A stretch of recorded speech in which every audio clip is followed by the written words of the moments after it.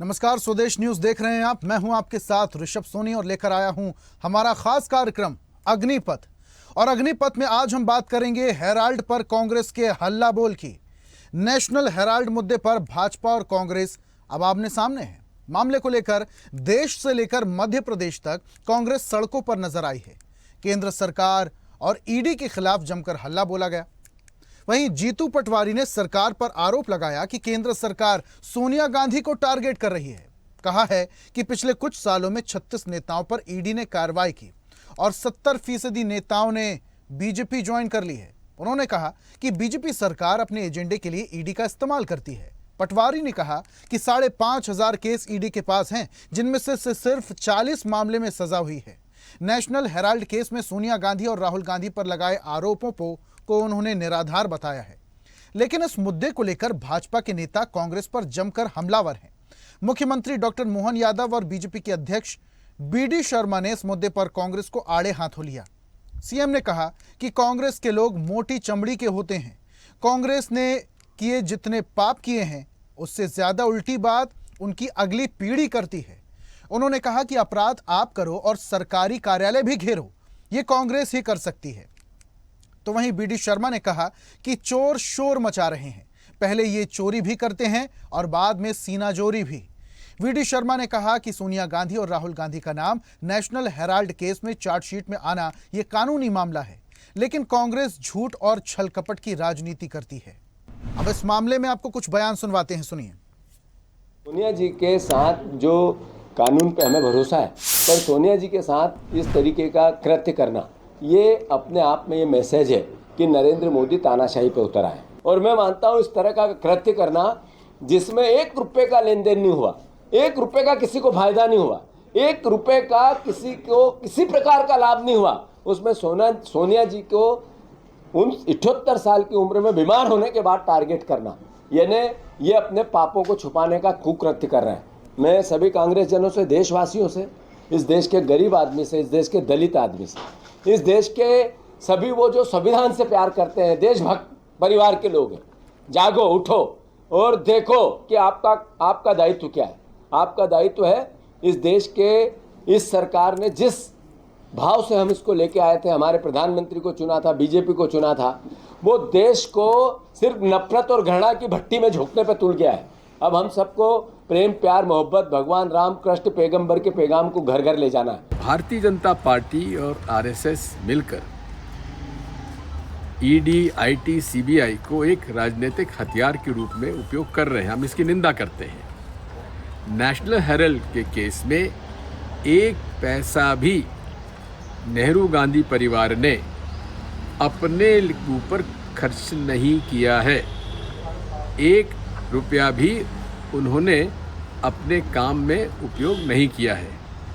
शुद्ध रूप से ये prevention of money laundering act बनता ही नहीं है। ईडी, आईटी, सीबीआई कितना ही इसमें जांच कर लें, नेशनल हेराल्ड के इस केस में किसी भी खाते से, चाहे पंडित जवाहरलाल नेहरू से लेकर आज तक, किसी भी नेहरू गांधी परिवार ने निजी तौर पर 1 रुपया, 1 पैसे का भी इससे उपयोग नहीं किया है। इसलिए जो कुछ आज किया गया है, हम उसके घोर निंदा करते हैं। कैसे कांग्रेस के लोग कितनी मोटी चमड़ी के होते हैं, कभी सिलसिले से देखते जाओ तो जितने पाप वो करते हैं उनके बाद वाली पीढ़ी सब उससे उल्टी बात करते हैं, और फिर भी कहते हैं हमारी बात सुनो, हमारी बात समझो। अब बात कौन सी समझो, उनको समझ में नहीं आया। जितने प्रकार से उल्टे काम किसी ने किए। नेशनल हेराल्ड मामले में प्रवर्तन निदेशालय ईडी द्वारा श्रीमती सोनिया गांधी और राहुल गांधी के नाम चार्जशीट में आना, ये विशुद्ध तौर पर पूर्णतः तकनीकी कानूनी मामला है। विपक्ष के मित्रों को, कांग्रेस के मित्रों को मैं बताना चाहता हूं, और मीडिया के मित्र भी इस बात को एक बार पूछें कि इसकी शुरुआत कब हुई थी। तो नेशनल हेराल्ड मामले की शुरुआत 2012 के अंदर हुई थी। तब सरकार किसकी थी? तब कांग्रेस की सरकार देश के अंदर थी। तत्पश्चात जनहित याचिका, फिर उसके बाद दिल्ली हाई कोर्ट ने अक्टूबर 2013 में इस केस की सुनवाई प्रारंभ की। 2013 में अक्टूबर में सुनवाई प्रारंभ की और नेशनल हेराल्ड मामले में केस दर्ज हुआ 2013 में। तब माननीय प्रधानमंत्री नरेंद्र मोदी जी की सरकार नहीं थी। जरा कांग्रेस के मित्र अगर सुनाई नहीं देता हो तो मुझे लगता है जरा कान खोल करके सुने कि ये स्ट्रेटेजी आपके यहां किसने की।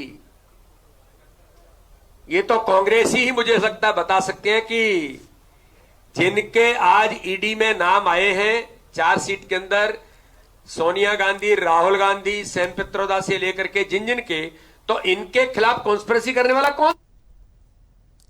तो नेशनल हेराल्ड केस में सोनिया और राहुल गांधी का नाम आने के बाद अब कांग्रेस लगातार हल्ला बोल कर रही है।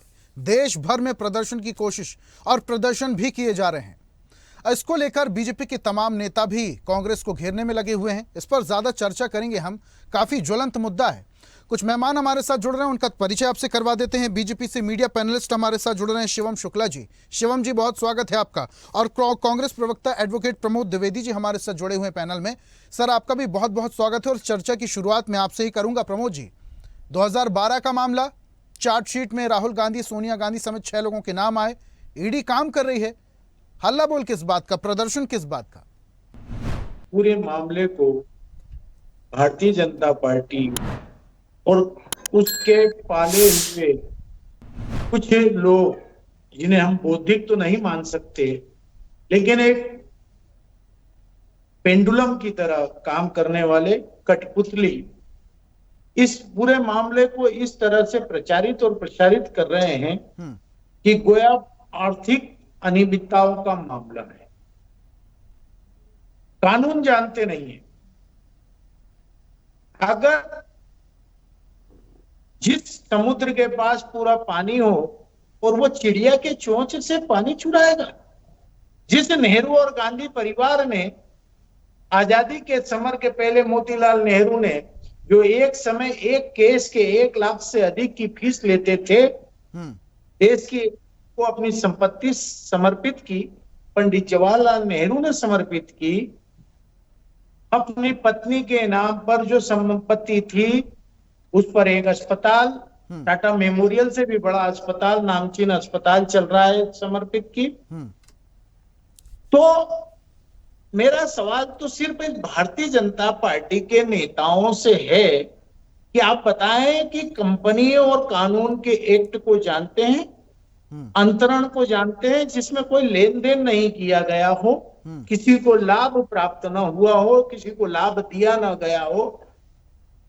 तो और आप 2014 के बाद आपने भारतीय जनता पार्टी में समाहित किया। जब ईडी का नोटिस हुआ, सीबीआई के छापे पड़े, तापस राय कौन है, आसाम के मुख्यमंत्री जी कौन है, प्रफुल्ल पटेल कौन है, यानी कि आप एक वॉशिंग मशीन बने हुए हैं जिसमें आप सबसे पहले ईडी, सीबीआई इसका नोटिस भेजें और जैसे ही व्यक्ति। प्रमोद जी, बहुत निवेदन के साथ मैं आपको बीच में टोक रहा हूं। प्रमोद जी, आप बोल रहे हैं कि गांधी परिवार के पास पैसे की कमी नहीं, ठीक है, बहुत सही आप बात कर रहे हैं, लेकिन जिस बिल्डिंग के अधिग्रहण के आरोप लग रहे हैं उसकी कीमत 2000 करोड़ रुपए थी, जिसे 50 लाख में खरीद लिया गया। ये तो बड़ा आंकड़ा है, इसको तो समझेंगे आप। और दूसरी बात, जब केस दायर किया गया था 2012 में, तब कांग्रेस की सरकार थी केंद्र में। अगर तभी तथ्य पेश कर दिए जाते, तभी केस मामला रफा दफा हो गया होता, इतना लंबा खिंचता भी नहीं। आपकी जानकारी के लिए बता दूं, फिर आज के वर्तमान गृह मंत्री अमित शाह पर जो तड़ीपार का आरोप लगा था वो कांग्रेस के समय लगा था, और अब जोया मजिस्ट्रेट की हत्या हुई, बाद हुई, तो क्या तार जोड़े हम? क्या तार जोड़े? सबसे बड़ी बात तो है कि अगर कोई केस खुलता है तो उसकी परत दर परत खुलती है, उसके गुण और दोषों के आधार पर उसकी जांच होती है। कई जांचें लंबित हो जाती हैं, समाप्त कर दी जाती है। प्रफुल्ल पटेल से लेकर के छगन भुजबल और तापस राय आदि की जांचें क्यों नहीं आगे बढ़ रही है, आप बता दें? आप तो मीडिया से जुड़े हैं ना। 196 लोगों को, विरोधी दलों के लोगों को ईडी ने जोड़ा है, नोटिस दिया है, और कितने लोगों को अभी तक सजाई? 0.045%। मतलब ईडी एक हथियार है, आप मानते हैं ना? ठीक है, इसका जवाब लेंगे शिवम जी से।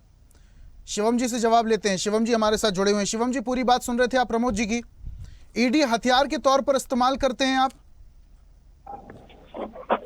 देखिए, सबसे महत्वपूर्ण चीज है ऋषभ जी, अगर आपने कांग्रेस की सरकार के दौरान माननीय सुप्रीम कोर्ट की टिप्पणी सुनी होगी, उस दौरान हम सब ने देखा था कि उन्होंने कहा था कि सीबीआई एक पिंजरे में बंद तोता है, और जो कांग्रेस सरकार के इशारे पर काम कर रहा था, आज उस स्थिति से हम निकल करके आ गए हैं। और इनकी जब केंद्र में सरकार थी तो इन्होंने आप भारतीय जनता पार्टी के नेताओं को छोड़िए, आज जो वर्तमान में इनके सहयोगी बने मुलायम सिंह यादव जी के परिवार के ऊपर किस प्रकार की जांच बिठाई गई थी, मायावती जी को किस स्तर तक परेशान किया गया था, और 2G जैसे घोटालों की जांचों में किस प्रकार से इन्होंने इस पूरी प्रक्रिया को स्थापित किया था, ये तमाम चीजें हम सब ने देखी। और सबसे महत्वपूर्ण चीज ये है कि प्रधानमंत्री नरेंद्र मोदी जी जब 2014 से पहले प्रधानमंत्री नहीं थे, तो उस दौरान उनको 9 घंटे तक इंटरोगेशन चला था, जिसमें उन्होंने बैठ करके बिना किसी नानुकुर के तमाम ईडी सीबीआई के सवालों का जवाब दिया था। लेकिन ये कांग्रेस की यह जो एंटाइटलमेंट मानसिकता है कि एक परिवार विशेष को देश के संविधान, देश के कानून, देश की नियम कायदा, देश के संस्थाओं से ऊपर जाकर के देखा जाए, क्यों देखा जाना चाहिए? अगर कोई भारत का सामान्य नागरिक इस प्रकार के किसी हजारों करोड़ के मिस अप्रोप्रिएशन में फंसता है, उसका नाम आता है, उसकी भूमिका को लेकर के जांच एजेंसियों को शक, शुबा और शंका होती है, और उस पर तथ्यात्मक सबूत आते हैं, तो जो जांच की प्रक्रिया जिस हिसाब से उसको कटघरे में खड़ा किया जाना है, उसी हिसाब से, चाहे वो कोई सांसद हो, विधायक हो, प्रधानमंत्री हो, या प्रधानमंत्रियों के परिवार से हो, किसी वंशानुवाद के आधार पर यह लोकतंत्र काम नहीं करता है। यह समभाव के साथ भारत के प्रत्येक नागरिक को कानून के समक्ष बराबरी से देखता है। किसी के बाप दादा ने आजादी के लिए संघर्ष किया, इस बिना पर उसके वर्तमान के जो क्रियाकलाप है, उसकी गतिविधियां हैं, उसके भ्रष्टाचारों पर पर्दा तो डाला नहीं जा सकता है। और दूसरा जो सबसे महत्वपूर्ण विषय है, जिन लोगों ने आजादी की लड़ाई के विषय में ज्यादा डिटेल में जाने की आवश्यकता नहीं है, जिन लोगों ने अंग्रेजों से एक प्रकार से, अंग्रेजों ने जिनको हमेशा ही एक वीआईपी ट्रीटमेंट दे करके पूरी आजादी की लड़ाई को संचालित करवाया, उनके विषय में ज्यादा बोलने का कोई विषय नहीं है। अब देखिए शिवम जी, इस मामले में तो कांग्रेस की तरफ से भी कई बार बोला जा चुका है कि बीजेपी और आरएसएस के जितने भी लोग हैं वो आजादी की लड़ाई में रहे नहीं, कभी जेल कभी नहीं गए। खैर, ये मामला अलग हो गया, लेकिन मैं आपसे समझना चाहूंगा शिवम जी, देखिए लंबा वक्त हो गया है केस को चलते हुए, 2012 में दर्ज किया गया था, इतना लंबा वक्त क्यों लग रहा है? देखिए, जांच प्रक्रिया की अपनी गति होती है, और वैसे भी जो फाइनेंशियल इरेगुलेशन होती है, उसमें साक्ष्य इकट्ठा करना, सबूत जुटाना, यह तमाम चीजों में एक तय प्रक्रिया का वक्त लगता है। और लेकिन शिवम जी, हमेशा ईडी और ईडी की कार्रवाई पर ही सवाल क्यों उठते हैं? ईडी ने जितने भी मामले में दर्ज किए, जितने भी छापेमारी की, शिवम जी, ईडी ने जितनी भी कार्रवाई की, जितनी भी छापेमारी की, उसमें 70% कांग्रेस के लोग थे, कांग्रेस के कार्यकर्ता थे, उन पर कार्रवाई हुई, यानी कि 100 केस दर्ज किए गए, उनमें से 70 लोग कांग्रेस से जुड़े हुए थे। सरकारों में रहने के दौरान कांग्रेस पार्टी ने ही सबसे ज्यादा संपत्ति का जो इस प्रकार से दुरुपयोग किया, सबसे ज्यादा भ्रष्टाचार किया, तो स्वाभाविक तौर पर छापे भी उन पे ही पड़ेंगे। और अगर आप एक बात बताइए, हमारे लिए बंगाल में ममता बनर्जी ज्यादा बड़ी चुनौती है, उत्तर प्रदेश में हमें समाजवादी पार्टी की चुनौती है, तमिलनाडु में हम डीएमके है, केरल में हमें लेफ्ट दल है, बिहार में आरजेडी जैसे संगठन। लेकिन इसके बावजूद भी भ्रष्टाचार में अगर भारतीय जनता पार्टी राजनीतिक भाव से प्रेरित होकर कार्रवाई करती, 3 दलों के नेताओं पे करती, हम कांग्रेस के नेताओं पे क्यों करते, जो स्वयं ही मृत प्राय संगठन है? तो ये स्वाभाविक तौर पर संभव ही नहीं है। भारत में कानून का शासन है, देश की कोर्ट पर लोगों का विश्वास है, देश में आम नागरिक जब न्यायालय पर विश्वास करता है, यह अधिनायकवादी प्रमोद जी से सवाल लेते हैं। प्रमोद जी, बहुत देर से आप कुछ कहना चाह रहे हैं। कांग्रेस के शासनकाल में घपला हुआ, कांग्रेस के नेताओं ने घपला किया, अब कार्रवाई हो रही, तो डर किस बात का? मोदी के नाम की बजाते हो, जवाब दीजिए। सुप्रीम कोर्ट फैसला करता है राम जन्मभूमि का, उच्च न्यायालय, जिला न्यायालय से लेकर के उच्चतम न्यायालय तक में होता है। 2013 में फैसला हो चुका था उच्च न्यायालय इलाहाबाद का, लेकिन श्रेय आप लेने पहुंच गए, जगह जगह घंटी बजाने पहुंच गए, और जो 35 साल तक लगातार भीख मांग करके खाने की बात करता रहा हो, जो ये बताता रहा हो कि उसकी माता बर्तन मांजती रही हो, वो आज 10-10 लाख के कपड़े पहनता है, तब आप पे ये नहीं होगा कि देश के संविधान की बात करते हैं। देश के संविधान की तो हत्या आप लोगों ने की है। तिरंगे को आपने अपशकुन नहीं बताया, 3 रंग को आपने अपशकुन नहीं बताया, 2000 तक संघ के कार्यालय पे कभी झंडा फहराया नहीं। बात करते हैं संघ को राजनीतिक मंच बताया जाता है और संघ के पिछले दरवाजे से आप उसके सारे नेताओं को अपने संगठन में समाहित करते हैं। ये जो वीडी शर्मा अभी बोल रहे थे, संघ के विद्यार्थी परिषद के पिछले दरवाजे से आए हुए नेता है, और आप जो बोल रहे हो, आप विद्यार्थी परिषद के माध्यम से राजनीति करते रहे हो। जब विद्यार्थी परिषद और संघ राजनीतिक संगठन है तो भारतीय जनता पार्टी का आवरण लेकर के क्यों बैठे हुए हैं? और जब भारतीय जनता पार्टी की बात करते हैं, आजादी के समर में आपका इतिहास क्या है? हम जब सवाल करते हैं तो कहते हैं कि आप गड़े मरते मत उठाओ। तो फिर 35 साल तक आपने भीख मांग करके खाई, आपकी माताजी ने बर्तन मांजे। ये आम आदमियों के बीच में सहानुभूति लेने की आवश्यकता क्यों है? इस प्रकार का डमरू क्यों पीटते हैं? और कानून की बात कर रहे हैं। कानून की बात तो यह है कि जितने आरोप अडानी और अंबानी के सौदों पर लगे, अगर संवैधानिक पद पर बैठे हुए प्रधानमंत्री चाहते तो जांच बिठा सकते थे। क्यों नहीं बिठाते हो आप जांच? वहां नहीं बिठाओगे क्यों? क्योंकि वहां आप तोते हो, तोते, अडानी और अंबानी के पाले हुए तोते, जो 35 घरानों ने सन 2012 से, चाहे उसमें बाबा रामदेव के ना हो, ऐसे लोगों को प्रमोट किया था, निर्भया हत्याकांड को हथियार बनाया था, अन्य मामलों को हथियार बनाया था। मंच के पीछे रामदेव से लेकर के अन्य लोग सुशोभित किए गए थे। ये आंदोलन किसने संचालित किया था? एक भी आरोप सिद्ध हुआ? एक भी आरोप सिद्ध हुआ? हमारी न्यायपालिका पर भरोसा है। लेकिन आपने ही कहा अभी कि तथ्यों और सबूतों के पश्चात, तो तथ्य जुटा लिए थे क्या आपने? अभी जुटा रहे हैं। आप क्या कह रहे हैं? तथ्यों और उसके पश्चात परीक्षण करने के पश्चात। किसके सामने बात कर रहे हो महोदय? चार्जशीट तब पेश होती है जब यह मुकदमा तब दर्ज हो जाते हैं, संतुष्ट हो जाता है, साक्ष्य पूरे प्रमाणित हो जाते हैं, तब जाकर के मुकदमा दर्ज होता है। ठीक है प्रमोद जी, आपकी आवाज स्पष्ट नहीं आ रही है। शिवम जी, पूरी बात आप सुन रहे थे प्रमोद जी की। जब तक तथ्य साबित ना हो जाए तब तक किसी पर आरोप लगाना तो गलत है ना। अभी तक आरोप सिद्ध तो हो नहीं गया। बीजेपी की तरफ से बड़े आरोप लगाए जा रहे हैं, राहुल गांधी हो चाहे सोनिया गांधी। देखिए, आरोप साबित करने के लिए क्या चाहिए होता है? न्यायालय में जब कोई जांच एजेंसी चार्जशीट प्रस्तुत कर देती है और जब उसको फाइनल जो कथन है और त्याग चीजों के लिए जब बुलाया जाता है तो अपने आप में सिद्ध कर रहा है कि अब चार्जशीट प्रस्तुत हो गई है और तमाम चीजें अब निराकरण की दिशा में आगे बढ़ गई हैं। तो अब स्वाभाविक तौर पर इनके पापों का जो घड़ा है वो भर चुका है। प्रायश्चित का समय है, अब कहीं न कहीं इनके पराभव का समय है और अब ये न्याय का समय है। तो इनके जितने भी पाप और कुकर्म है वो देश की जनता अब देखेगी और इनके साथ न्याय करेगी। और जिस प्रकार से कोई सामान्य नागरिक कानून के कटघरे में आता है, न्यायालय की उसको सामना करनी पड़ती है, उसी प्रकार से गांधी परिवार के अधिनायकवादी लोगों को भी करना पड़ेगा। देश में कानून और का शासन है, बाबा साहब का संविधान है और ये सभी को बराबरी के साथ देखता है, बराबरी के साथ सभी के साथ न्याय करता है और उसी मानसिकता। लेकिन शिवम जी, कांग्रेस की तरफ से तो संविधान को लेकर ही आरोप लगाए जाते हैं बीजेपी पर कि संविधान का गला घोटने की कोशिश बीजेपी कर रही है। देखिए, बाबा साहब ईडी के जरिए आप लोग डराते हैं कांग्रेस के नेताओं को। शिवम जी, संविधान का गला कैसे ईडी के जरिए बीजेपी के नेता, ईडी के जरिए बीजेपी के नेता या केंद्र सरकार कांग्रेस के नेताओं को डराती है और डर की वजह से कांग्रेस के नेता कांग्रेस को छोड़कर बीजेपी में शामिल हो जाते हैं। देखिए, कांग्रेस में आज 3 राज्यों में इनकी सरकार है। इनके जो 2 मुख्यमंत्री हैं, चाहे वह सिद्धरामैया जी हो अथवा रेवंत रेड्डी हो, दूसरी पार्टियों से आए हैं। तो क्या इन लोगों ने उनको किसी दबाव प्रलोभन के माध्यम से अपने दल में शामिल कराया, अपनी केंद्र की सरकार का दुरुपयोग किया अथवा राज्य की सरकारों का दुरुपयोग करके इनको ज्वाइन कराया? इस प्रकार की स्तरविहीन और ओछी बातें सिर्फ और सिर्फ कांग्रेस कर सकती है। और दूसरा जो सबसे महत्वपूर्ण विषय है, कांग्रेस पार्टी आज जितना स्वांग राहुल गांधी और सोनिया गांधी के इन विषयों पर रख रहे हैं, अगर इतना ही या कभी संघर्ष की इनके अंदर तीव्रता मध्य प्रदेश और देश के जन समुदाय जनमानस के बेहतरी और भलाई के लिए, उनके हक और खूब के लिए होती, पर जनता का इस पर विश्वास होता। लेकिन यह लोग सिर्फ और सिर्फ सत्ता को अपने परिवार की जागीर समझ करके उसका अपने पक्ष में ज्यादा से ज्यादा लाभ लेने के लिए कार्यरत है और स्वाभाविक तौर पर ऐसी मानसिकता, ऐसी सोच को ध्वस्त करने का काम हमारी सरकार ने किया है। नाम दिया जा रहा है। अरे, इनका ऑडियो टेप जो ये कांग्रेस के प्रमोद जी, आवाज आपकी स्पष्ट नहीं आ पा रही है, नेटवर्क का इशू है। प्रमोद जी, प्रमोद जी, कहा कि जनता के आवाज बनना चाहिए। 2003 से आपकी सरकार है, मध्य प्रदेश में विकास हुआ, कर्जों से लेकर के घी खाते हुए, थाली के अंदर डोलते हुए, भ्रष्टाचार में 13 मंत्री होते हुए, गोविंद राजपूत से लेकर के आराम दयाराम की राजनीति करने वाले ऊपर जो भ्रष्टाचार की चादरें फैली हुई है।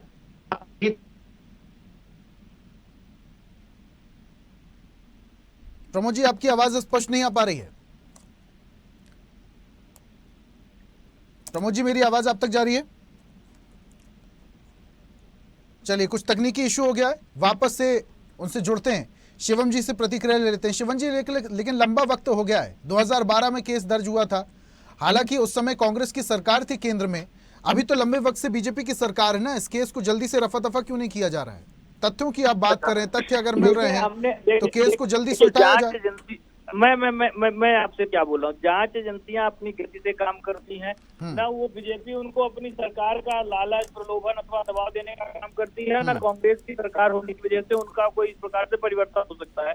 हमने जांच एजेंसियों को निष्पक्षता सौंपने का काम किया है, वो पूरी निष्पक्षता के साथ, न्यायप्रियता के साथ केस का जो तथ्यात्मक पहलू है उसके आधार पर कार्रवाई करने का काम कर रहे हैं, और उसमें राहुल गांधी आए या कोई और आए, सबके ऊपर न्याय संगत तरीके से और निष्पक्ष तरीके से कार्रवाई सुनिश्चित करने का काम हमारी सरकार करेगी। ठीक है, प्रमोद जी जुड़ गए हैं। प्रमोद जी, यादव का 1994 में आरोप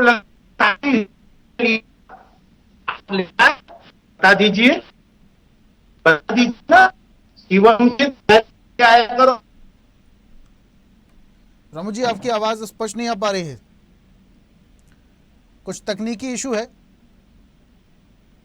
चलिए ठीक है, शिवम जी बहुत बहुत शुक्रिया हमारे साथ जुड़ने के लिए। प्रमोद जी, आपका भी बहुत बहुत शुक्रिया हमारे साथ जुड़ने के लिए। तो नेशनल हेराल्ड केस में अब कांग्रेस लगातार हल्ला बोल कर रही है, लेकिन बीजेपी की तरफ से भी आरोप लगाए जा रहे हैं और बीजेपी बोल रही है कि चोर मचाए शोर। अब अगली सुनवाई में क्या कुछ होने वाला है, 25 अप्रैल को सुनवाई होने वाली है।